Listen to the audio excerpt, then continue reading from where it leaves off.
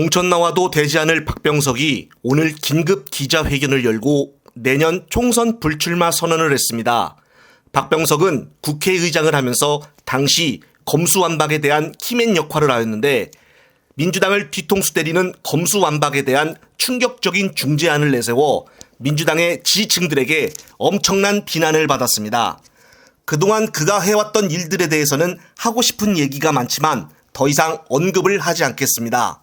김진표 현 국회의장 역시 지금은 무소속으로 바뀌었지만은 국회의장으로서 중립을 지키지 못하고 용산 스파이가 아니냐는 말들이 무수히 쏟아졌었습니다. 이번에 통과시키려고 하는 노란봉투법과 방송 3법이 예전에 김진표의 장벽에 의해 표류가 된 적도 있었습니다. 특히 오늘 박병석의 불출마 시작으로 해서 그동안 민주당에 있으면서 자리만 지켰던 비명계 중진 의원들에게도 큰 움직임이 있을 듯합니다. 지난 여론조사 꽃에 의하면 경기도 부천시 의뢰대에 여조를 실시한 결과 서론이 3자 가상 대결 결과 중에서도 가장 경쟁력이 떨어지는 것으로 나왔습니다. 그 이유는 비명계의 선두주자격 인물로서 상습적인 내부 총질을 자행하여 지지층들로부터 민심을 잃었기 때문으로 분석이 됩니다. 반대로 현재 용산은 벌써부터 출마 준비를 위해 다음 주에 사퇴를 한다고 조중동에서 대대적으로 홍보식으로 발표를 하고 있습니다. 이미 내년도 정부 예산안 국회 심사가 마무리되는 12월 초순까지 약 20여 명이 순차적으로 자리를 정리하고 나갈 것으로 보여집니다. 충격적인 것은 정부 부처에서는 추경호 부총리 겸 기획재정부 장관과 함께 원희룡 국토교통부, 박진 외교부 장관 등이 내년 총선 출마에 나설 것으로 보여진다는 것입니다. 법인세 감축으로 경기를 더 폭망으로 이끌고 현재 서울 양평 고속도로 의혹을 백지화한다고 했다가 다시 한다며 대놓고 말장난을 했던 원희룡마저 이런 중요한 국책 사업들을 팽개쳐두고 무책임하게 총선에 출마를 한다고 하니 어쩜 이렇게 뻔뻔할 수가 있을까 하는 생각입니다.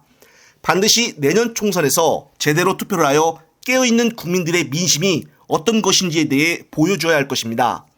끝으로 오늘 이재명 대표 중심으로 민주당 총선 기획단이 첫 회의를 열었습니다. 이 대표의 총선 다짐 보시면서 영상 마무리하겠습니다. 이번 선거는 모두가 인정하는 것처럼 우리 민주당 문제를 넘어서서 대한민국의 명운을 가를 분수령 같은 선거입니다. 윤석열 정권의 오만한 폭정을 심판하고 위기에 놓인 민생을 구하는 출발점으로 만들 책무가 우리 민주당에 있다고 생각합니다. 지금도 국회를 무시하고 이런 상황에서도 퇴행하는 폭주, 역행을 하고 있는 판인데 혹여라도 총선에서 우리가 여당의 독주를 견제할 수 없는 상황이 된다면 과연 이 정부의 퇴행과 폭주가 어떻게 될 것인지 보지 않고도 뻔히 알 수 있는 상황입니다. 그런 만큼 절박하고 낮은 마음으로 겸허하게 총선에 임하도록 하겠습니다. 당의 모든 역량을 하나로 모으고 실효적인 민생 대안을 제시하면서 국민 눈높이에 맞는 과감한 변화와 혁신을 추구하겠습니다. 모든 판단과 심판은 오로지 국민의 몫입니다. 항상 주권자인 국민을 두려워하는 겸손한 마음으로 우리 내부에 혹이라도 있을 오만함을 경계하는 마음으로 최선을 다하겠다는 말씀을 드립니다.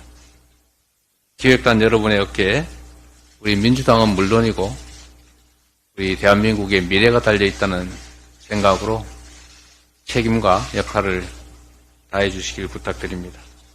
고맙습니다.